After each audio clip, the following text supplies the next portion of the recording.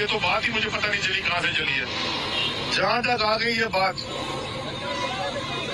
कि जी अली जैदी को तहरीक इंसाफ छोड़ा है, पहले क्लैरिटी से एक बात सुन लें सारे,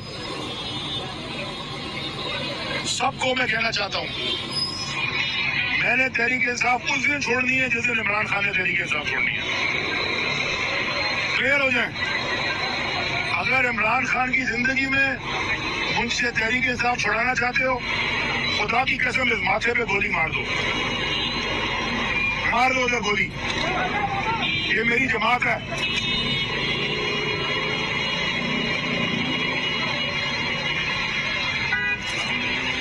कई साल मैंने दिए,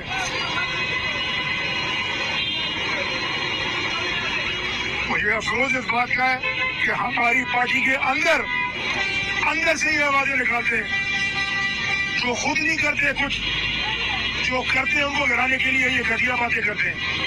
कोई मुझे प्रेशर नहीं दे सकता पीटीआई छोड़ने का, कोई भी नहीं दे सकता।